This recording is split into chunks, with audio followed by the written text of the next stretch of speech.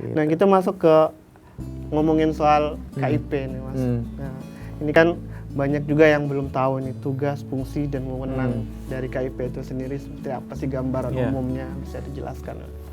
Jadi gini, kalau kita lihat perkembangan tata kelola negara itu ada 3 fase besar ya. Fase sebelum 1990 itu para pengelola negara biasanya orientasinya strong government, pemerintahan yang kuat. Jadi model-model pejabat publik waktu itu modelnya model tangan besi. Kebijakan efektif, dilaksanakan secara cepat, dan seterusnya. Makanya di era sebelum 90, kita masih melihat banyak negara-negara yang tidak terlalu suka dengan ide-ide demokrasi. Tapi tahun 2000-an, atau kita bisa bilang era setelah 90-an, itu kan sebelum 90. Era 90-an itu kan mulai bergulir ide tentang demokrasi, sekaligus juga ide tentang good government, pemerintahan yang baik, sekaligus clean government. Ada lagi tentang good governance, tata kelola yang bagus. Nah, pada saat itulah kemudian mulai itu masuk ide-ide tentang bagaimana pemerintahan dikelola dengan partisipasi publik yang luas. Logikanya makin tinggi partisipasi, makin baik, makin bersih, makin apik tata kelolanya. Idenya begitu. Itu tahun 1990-an sampai dengan 2000-an. Tapi di tahun 2000-an, apa yang berkembang di era 90-an itu makin tajam. Nah, disinilah masuk tentang open government. Bahwa pemerintahan yang bersih, baik, tata kelola yang apik, ya, well performed, nggak bisa diraih kalau tidak dibuka. Nah, di era 2000-an inilah ide tentang keterbukaan informasi secara global itu sebenarnya bergulir. Ya, termasuk di negara kita. Indonesia tidak terkecuali kena tuh hempasan gelombang semangat atau gerakan keterbukaan informasi. Makin dibuka informasi, maka makin bersih pemerintahan. Makin bagus pemerintahan, sekaligus juga mengobati banyak penyakit-penyakit di tema-tema tentang buruknya moral atau praktek pemerintahan. Misalnya korupsi semakin di tanda kutip dihajar, dengan transparansi kan makin tertutup peluang korupsi. Begitupun juga di sisi yang lain, sisi energi positifnya, membuka informasi berarti mengefektifkan. Jadi dapat juga sisi efektif yang di tahun 90-an ke bawah atau sebelum 90-an dicari. Makin efektif juga karena semakin dibuka informasi, masyarakatlah yang menjemput peluang-peluang atau kebijakan yang mengundang partisipasi masyarakat. Jadi dapat semua. Nah, di Indonesia itu gerakan keterbukaan itu hadir setelah reformasi, ya kan? Reformasi kita ada demokrasi, terus didoronglah tuh para aktivis. Saya kira banyak kalangan wartawan, pewarta, jurnalis itu pasti jadi bagian dari pelaku-pelaku demokratisasi. Dorong tuh Bang Haji untuk mendorong Undang-Undang 14 tahun 2008 tentang keterbukaan informasi publik. Jadi idenya kalau dulu di era sebelum undang-undang itu ada 90%-nya, katakan seperti itu, 90%-nya informasi publik atau pemerintahan itu dikelola secara tertutup, hanya 10% yang dibuka. Sejak undang-undang itu terbit, dibalik. 90%-nya harus dibuka, yang ditutup hanya 10%. Nah, yang ditutup itu yang disebut informasi publik yang dikecualikan. Kalau di kita ada istilah informasi serta-merta, informasi yang wajib tersedia setiap saat, informasi yang disajikan secara berkala, ya. Nah, ada juga informasi yang dikecualikan, itu ada di pasal 17. Itu untuk melindungi kepentingan negara, kepentingan bisnis, artinya ada informasi yang ditahan untuk menghindari potensi persaingan tidak sehat, ada kepentingan pribadi yang dilindungi. Nah, gitu Bang Haji. Jadi saya kira kalau idenya keterbukaan informasi Pertama, dia sebenarnya bagian dari evolusi tata kelola pemerintahan menuju satu pola ideal tata kelola negara demokratik. Yang kedua, ketika masuk ke Indonesia, sebenarnya dia cukup lengkap. Jadi di satu sisi punya semangat membuka, di sisi lain dia sangat detail dalam menjelaskan apa yang boleh tidak diberikan kepada publik, artinya informasi dikecualikan. Di sisi lain juga dia memperhatikan sisi lintas kelas ekonomi dan lintas sosial ekonomi. Ketika bicara pelayanan informasi itu harus murah dan cepat, itu ada juga. Nah, ini yang sebenarnya tiga hal ini yang di dunia itu prakteknya berbeda-beda titik tekannya. Ada negara yang sangat perhatian untuk menyimpan informasi agar tidak diakses terlalu mudah oleh masyarakat. Ya, negara-negara yang biasanya punya kultur kerajaan lebih kuat meskipun dia demokrasi, seperti di UK. Tapi ada misalnya yang lebih perhatian untuk membuka seluas-luasnya, biasanya dia negara demokrasi liberal, ya. Terus kemudian ada yang cenderung memperhatikan bagaimana layanannya lebih bagus, lebih murah, lebih cepat. Ya, ini biasanya negara-negara yang negara jasa. Berarti begitu. ada tipenya sendiri-sendiri Ada, ya, Mas ya? approach-nya ada. Saya kebetulan bikin studi sendiri gitu ya, mempelajari regulasi di dunia, negara-negara demokrasi dunia tuh saya mengklaster jadi 3 approachment. Ya, yang 3 tadi ada crucial and transparent focus approach, ada prompt and disclosure focus approach, macam-macam tuh bentuknya. Ada yang cheap focus approach, jadi masalah murah atau enggak. Nah, Indonesia tuh bagusnya regulasi kita tuh kayak mengkombinasi 3 pendulum itu. Nah, kalau untuk kayak negara komunis itu lebih tertutup. Dia nggak mungkin buka. Kalau ini kan ide tentang demokrasi. Iya. Jadi keterbukaan tuh biasanya hanya diadopsi untuk negara demokrasi.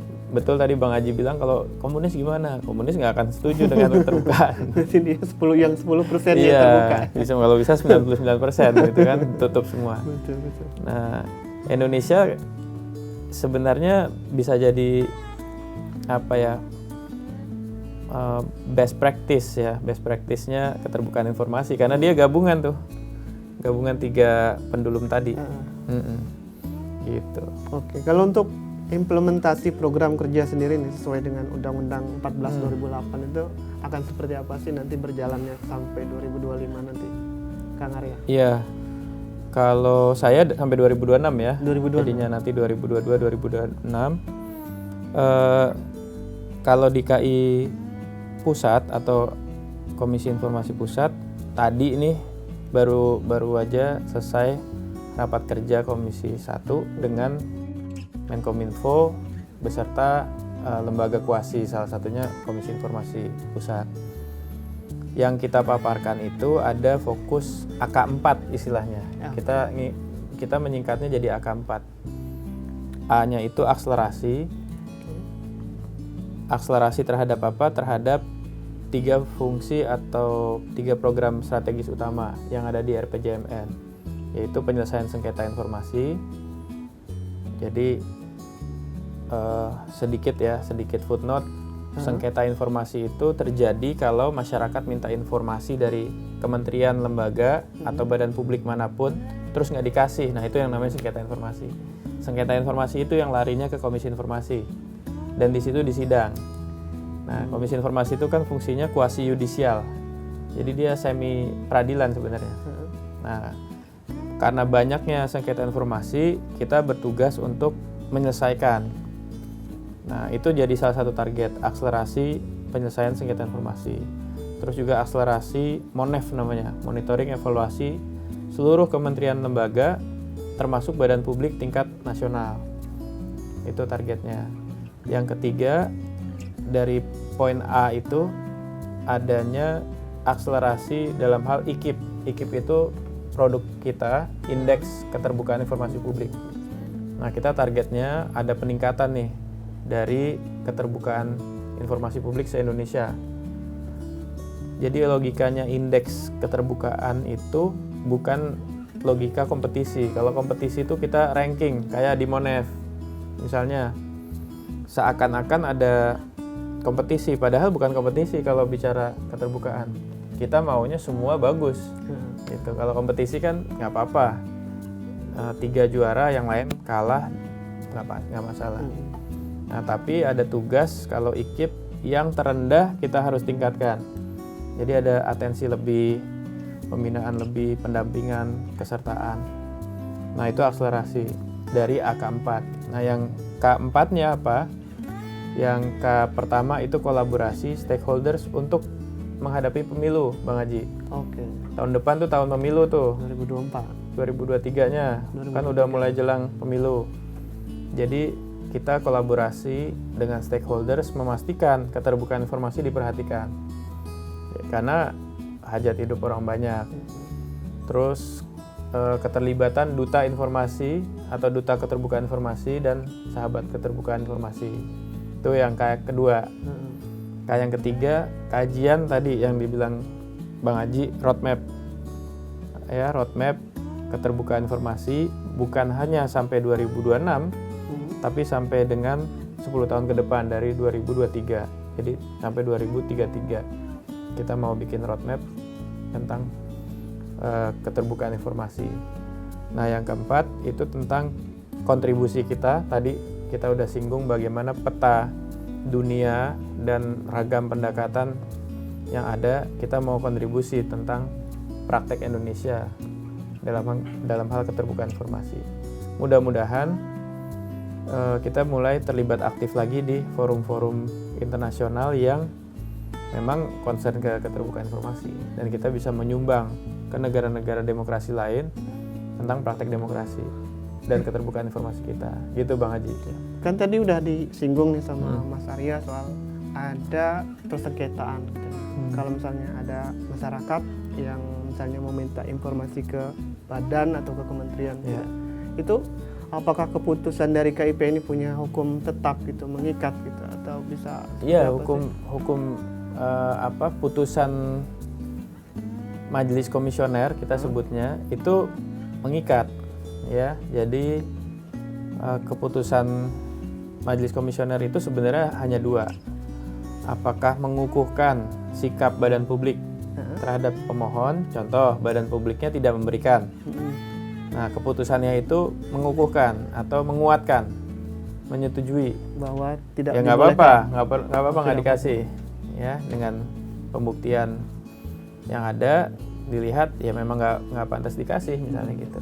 Misalnya masuk ke pasal 17 kan tadi, memang ini informasi yang dikecualikan, misalnya seperti itu. Atau keputusan itu membuka atau membatalkan apa yang dilakukan oleh badan publik. Misalnya badan publiknya menahan informasi, keputusannya harus buka, ya dibuka. Begitu. Itu sering terjadi di Komisi Informasi.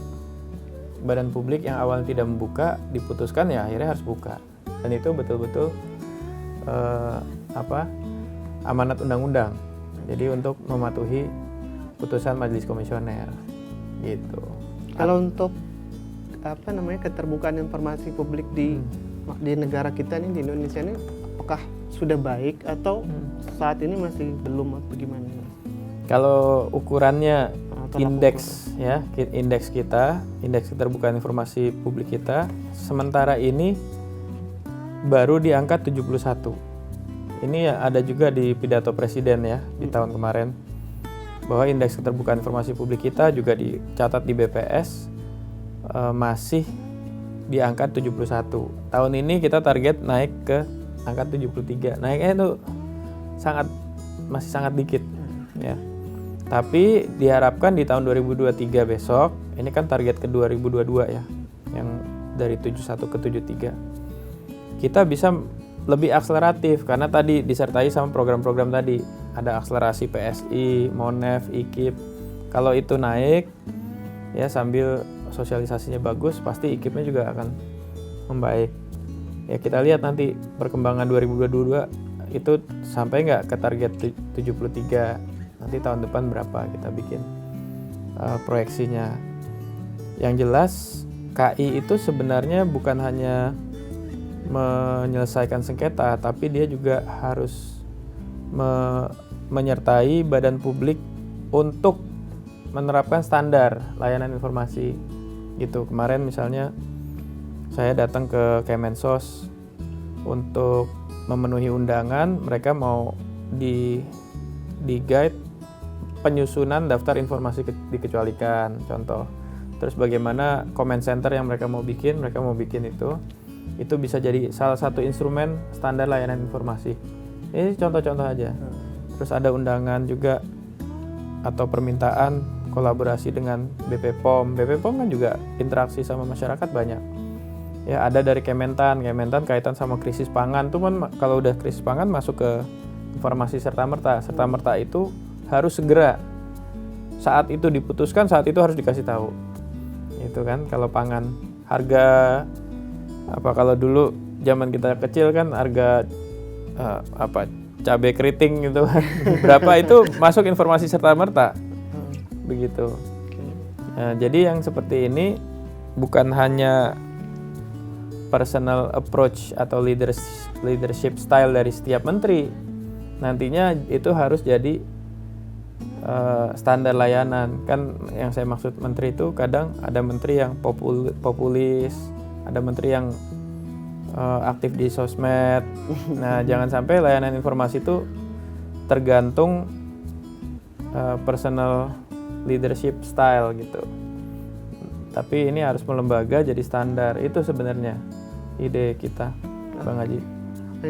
Ini terakhir nih Mas ya, soal ada nggak sih pendekatan khusus dari KIP untuk lebih memperkenalkan lagi soal keterbukaan informasi ini kepada kayak generasi milenial atau masyarakat umum yang di desa-desa, di kota-kota kecil gitu yang belum begitu aware gitu dengan KIP, dengan keterbukaan informasi ini seperti apa? Iya, sebenarnya secara teori ya kita punya tugas membentuk masyarakat informasi. Itu ada di Undang-Undang 14 2008, istilah yang digunakan masyarakat informasi. Kita harus bangun masyarakat informasi yang maju, partisipatif, anti hoax, segala macam. Tapi memang realita di lapangan itu dukungan terhadap kapasitas kelembagaan kita memang sangat terbatas. Ya, misalnya bicara tentang bagaimana menembus masyarakat dengan sosialisasi edukasi yang efektif. Untuk lembaga seperti Komisi Informasi itu sampai saat ini memang anggarannya masih terbatas. Tapi biasanya inovasi-inovasi itu kan pertanyaannya dilakukan di mana? Ada namanya bidang advokasi, sosialisasi, dan edukasi begitu. Kalau untuk KI pusat misalnya salah satu terobosan yang kita mau itu kita akan menyelenggarakan namanya coaching clinic. Coaching clinic itu biasa akan kita jadikan instrumen untuk masuk ke kampus-kampus. Karena bicara keterbukaan informasi awalnya adalah gerakan keterbukaan informasi. Kita nggak pernah melihat keterbukaan informasi kalau tidak ada bentuk gerakan. Kalau dulu modelnya pendekatan programatik, ya. Jadi awalnya memang yang mendorong ini model gerakan, dan gerakan harus masuk ke kelompok masyarakat kritis, masyarakat intelektual, masyarakat yang lebih terasah moralnya. Itu kita salah satunya masuk ke kampus-kampus. Jadi coaching klinik ini akan masuk ke kampus-kampus. Mudah-mudahan meskipun tidak terikat struktural ya dengan provinsi yang lain secara strict itu, provinsi ataupun KI kota kabupaten yang 5, kita mau komisi informasi dimanapun dia dekat dengan stakeholders kampus. Biar nanti jadi sahabat keterbukaan. Maksudnya sahabat, tidak lagi mereka peduli keterbukaan hanya di program itu, tapi dia juga ikut bergerak setelah program itu selesai. Gitu, Bang Haji. Siap. Nih closing statement nih, Bang Arya. Yeah. Terakhir nih, apa nih untuk kawan akurat nih? Silakan. Ya, kawan akurat, terima kasih sudah ikut dalam diskusi. Pesan saya, terutama sekali kalangan generasi muda ya, Bang Haji ya, jaga terus interaksi antar generasi, baik generasi kita dengan generasi tua atau generasi kita dengan generasi yang lebih muda. Juga secara horizontal, karena itu menjamin solid. Nah, generasi muda harus terus jadi bagian yang menjaga soliditas bangsa. Ya, soliditas bangsa ya soliditas masa depan Indonesia. Kan banyak cita-cita 2045 jadi Indonesia emas atau apapun cita-citanya, tidak mungkin sampai cita-citanya kalau kitanya nggak solid. Nah, kaitan sama keterbukaan informasi juga, mari kita ikut serta menjadi orang-orang yang terus menggunakan hak kita, yaitu mengakses informasi dari badan-badan publik. Karena dengan akses informasi itu, kita bisa menggunakan semua program yang memang jadi hak masyarakat seoptimal mungkin. Kalau informasi banyak, pasti akses bertambah dan di situ meningkat derajat kualitas generasi kita. Jadi terutama sekali jadilah kita sebagai jembatan informasi bagi rakyat kecil, rakyat alit.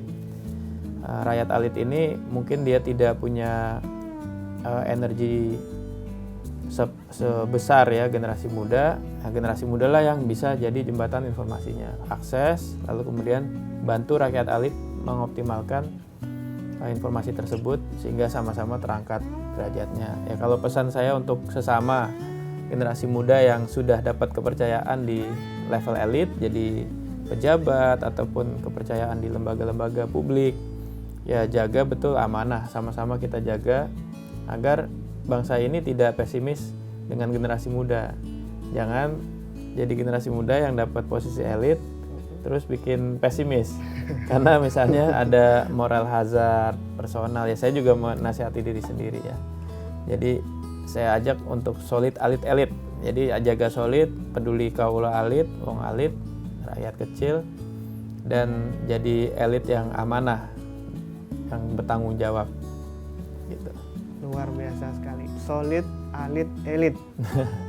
Terima kasih Mas Arya untuk kedatangannya hari ini dan bincang-bincang kita. Luar biasa sekali, ini akan jadi tambahan informasi baru nih buat kita soal KIP itu seperti apa, dan gambaran luasnya kita sudah mendapatkan.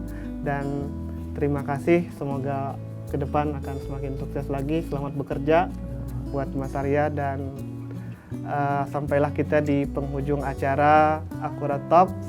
Demikian kita tutup. Wassalamualaikum warahmatullahi wabarakatuh. Waalaikumsalam warahmatullahi Terima kasih. wabarakatuh.